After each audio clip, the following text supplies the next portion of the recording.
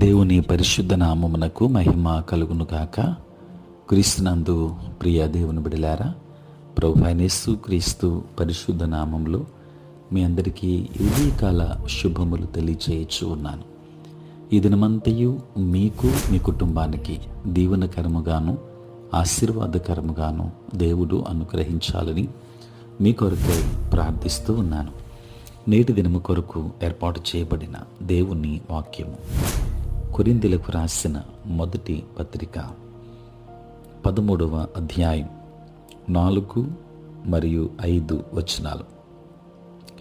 ప్రేమ దీర్ఘకాలము సహించును, దయ చూపించును, ప్రేమ మత్సరపడదు, ప్రేమ డంబముగా ప్రవర్తింపదు, అది ఉప్పొంగదు, అమర్యాదగా నడువదు, స్వప్రయోజనమును విచారించుకొనదు, త్వరగా కోపపడదు, అపకారమును మనస్సులో ఉంచుకొనదు.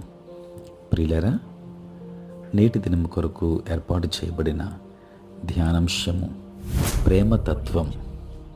ప్రియులారా, ప్రభువైన యేసు క్రీస్తులో ఉన్న ప్రేమతత్వం ఈ లేఖన భాగములో వివరించబడింది. ఈ విధానాలు నిజమైన ప్రేమ యొక్క ఔన్నత్యాన్ని కలిగినవిగా మనం గుర్తించాలి. ప్రేమ దీర్ఘకాలం సహించును.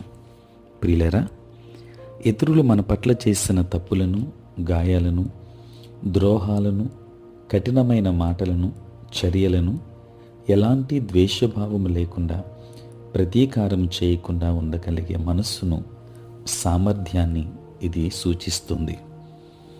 ప్రేమ మత్సరపడదు, దీనినే అసూయపడదు అని కూడా అనొచ్చు. అంటే ఇతరుల విజయాలు, పేరు ప్రతిష్టలు, ఆస్తిపాస్తులను చూచి బాధపడటం అనే విధానాలు ప్రేమలో ఏమాత్రము ఉండవు.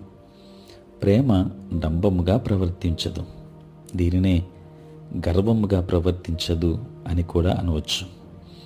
ప్రేమ ఇతరుల పొగడ్తలను ఆశించదు, ప్రేమకు దురహంకారం లేదు, వినయముగా తగ్గి ఉంటుంది.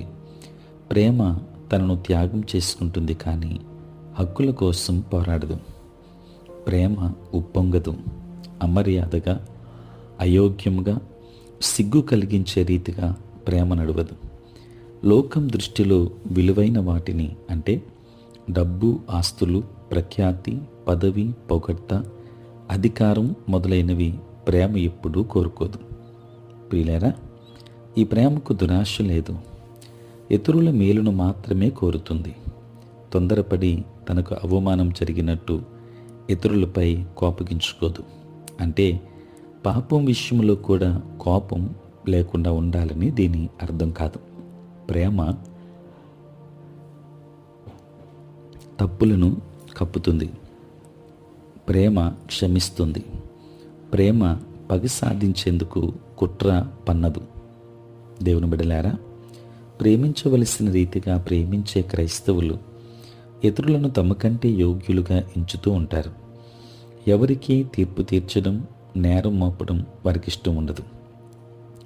ప్రభువైన యేసు క్రీస్తులోనే ఈ లక్షణాలన్నీ మనం చూస్తాం.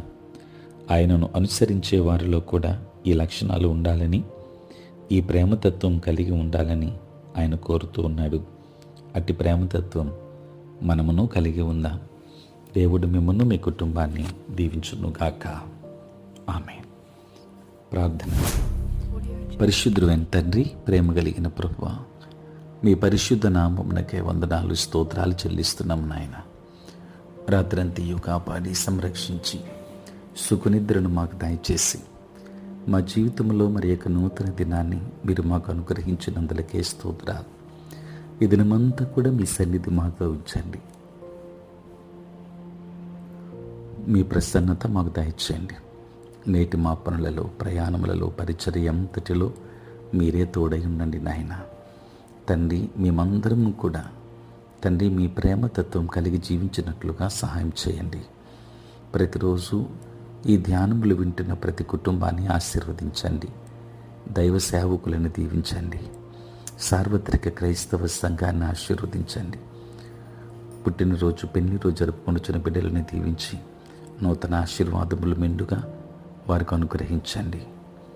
ఉద్యోగస్తులు, వ్యాపారస్తులు, కష్టపడి పని చేసుకుంటున్న బిడ్డలందరినీ కూడా మీరు ఆశీర్వదించమని, దిన దీవెనలతో నింపమని యేసయ్య నామములో ప్రార్థించి వేడుకొనుచున్నాం తండ్రి.